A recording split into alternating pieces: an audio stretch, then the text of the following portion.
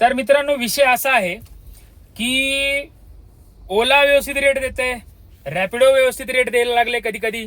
आणि सगळ्यात महत्वाचा विषय असा झालाय, ह्या उबरला काय झालंय काय, ह्याला काही साप सोंगलाय काय, ह्याला पाऊस वगैरे काय दिसत नाही का? हा, अरे म्हणलं एवढं पाऊस आहे, ट्रॅफिक आहे, एक ट्रिप मारायला एक एक तास जातोय. हा फेअर एकदम एकदम आता बोलू की नको बोलू, कॅमेऱ्यासमोर शिवाय नाही घालू शकत मित्रांनो. त्यामुळं आपल्या भावना आपल्या मनामध्ये कंट्रोल करून ठेवलंय मी. आणि सगळ्यात महत्वाची गोष्ट सांगायचं म्हणजे, तुम्ही उबरच्या नादाला लागून आपल्या गाड्या विकू नका. उबरला जर लॉग इन करून ट्रिपा मारलात तुम्ही, तर तुम्ही 100% सांगतो, तुम्ही 3 महिन्यामध्ये तुमची गाडी ही गॅरेजला असेल, नाही तर तुमची गाडी विकला असाल तुम्ही. त्यासाठी सांगतोय मित्रांनो, अनुभवाचे बोल आहेत. इतके दिवस उबर सोबत काम केलंय. उबरने जो रेट पाडलाय ना, एवढा बेकार रेट उबरचा आहे. तर उबरच्या नादाला लागून आपली गाडीची वाट लावून घेऊ नका. 8-8, 10-10 तास काम केल्यानंतर सुद्धा तुम्ही 2,000 पण नाही कमवणार उबर मध्ये, हे मी तुम्हाला सांगतो नक्की.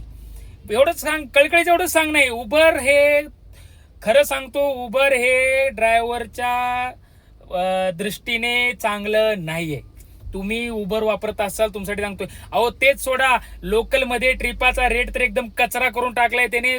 जो रेट तो बाईक टॅक्सीला देतो, जो रेट तो रिक्षाला देतो, आपल्या 4 व्हीलर पेक्षा पण जास्ती रेट हा उबर दुसऱ्यांना देतो. लक्षात ठेवा.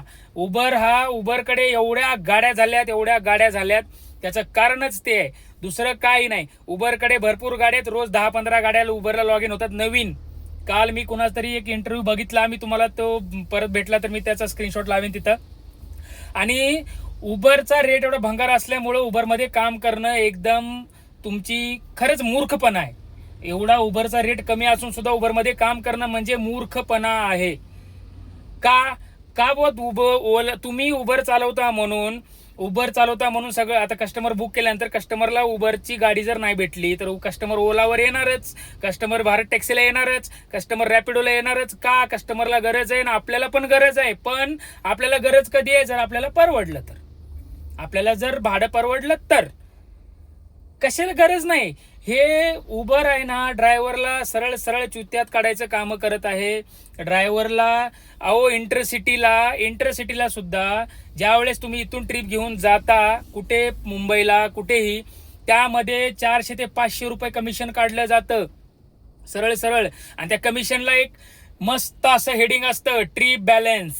कस्टमरने पैसे नाही दिले, कस्टमरकडे पैसे नव्हते, उबरने त्याचे खिशातले पैसे कस्टमरचे भरले, असं काहीतरी त्यांचं आहे. कारण उबर कस्टमर पे मेहरबान, ड्रायव्हर बाबाजी का टुल्लू ड्रायव्हर को मिलता है.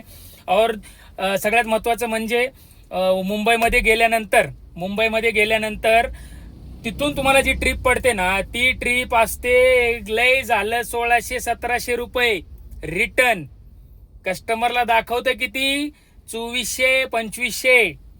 एवढं पण सांगतो, सगळ्यांना माहितीच आहे. असं काही सांगितलंच माहित पडतं असं नाही, सगळे अनुभव घेताच आहेत. पण जे काही नवीन ड्रायव्हर आले असतील, जे काही कुणी नवीन गाडी अटॅच करून काम करायचा विचार करत असेल आपली भाऊबंद, तर त्यांच्यासाठी सगळ्यात महत्वाची गोष्ट आहे की बाबा, तुम्ही जे ट्रिप परवडते तेच ट्रिप उचला, दुसऱ्या ट्रिपच्या नादी लागू नका. का? तुमचा धंदा होणार नाही, तुम्ही हप्त्याला मोताज होचाल, तुमच्या सर्व्हिसिंगचे सुद्धा पैसे निघणार नाहीत. हे मी तुम्हाला सांगतो. आपण काही फुकटमध्ये काम करून आपली काही जिरवून घ्यायला आलेलो नाहीये, बरोबर का नाही? तर तुम्हाला परवडते का ट्रिप, तरच उचलायची. कस्टमरशी वादावाद करण्यात काय अर्थ नाही ना, कुठं कंप्लेंट करण्यात काय अर्थ नाही. काय गरज आहे? परवडली उचला, नाही तर सोडून द्या. सगळ्यात महत्वाचं, आपलं फेर वाढत राहतो. 1-2 वेळेस वाजू द्या ना ट्रिप. तुम्ही नाही उचला, तुमचा भाऊबंद कोणीतरी उचलेल, तो जाईल. तर त्यासाठी तुम्हाला सांगतोय की उबरच्या नादी लागून आपले दिवस खराब करून घेऊ नका. उबर हा दिवसेंदिवस रेट पाडत आहे, अजून पाडत आहे. त्या उबरला काय वाटतंय, कुणी नाही उचलला, हा भाडवा नाही उचलला तो उचलणार, तो नाही उचलला तो उचलणार. शब्द चुकीचा वापरलो मित्रांनो, माफ करा. पण हे मनातल्या जी भावना आहेत ना मित्रांनो, ओठापर्यंत येत आहेत. आता बोललो, आता काय बोलायचं, शिव्या नाही घालू शकत ऑनलाईन मित्रांनो, माफ करा. काय सांगू तुम्हाला, मनातल्या भावना, व्यतना यत्नान काय ते, अशी गोष्ट आहे मित्रांनो. तर तुम्ही परवडते करा, नाही परवडत आहे तुम्ही दुसरे कुठले तरी ऍप वापरा, त्या ट्रिपा चेक करा, व्यवस्थित जे परवडते तीच उचला. उगाच त्या उबरच्या नादाला लागून दिवसाच्या इंटरसिटीच्या नादामध्ये त्याला हजार रुपये तुम्ही कमवून देता. तुम्ही काय कमवता? तुम्हाला मुंबईला जाऊन वापस आला तुमचा खर्च किती होतो, तुम्हाला उरतात किती, हा तुम्ही विचार केलाय का? हे सगळ्यात महत्वाचं आहे. तर याचा विषय असा, ओलाची ट्रिप वाजली मित्रांनो, माफ करा, मध्ये मध्ये होतं असं कधी कधी, कारण काम करणं पण महत्वाचं आहे, तुम्हाला सांगणं पण महत्वाचं आहे. तर अशा प्रकारे माझं एवढंच सांगणं आहे तुम्हाला की जर तुम्हाला परवडत असेल तर तुम्ही ट्रिप उचला, नसेल परवडत तर ट्रिप सोडून द्या. सरळ सरळ सांगणं आहे.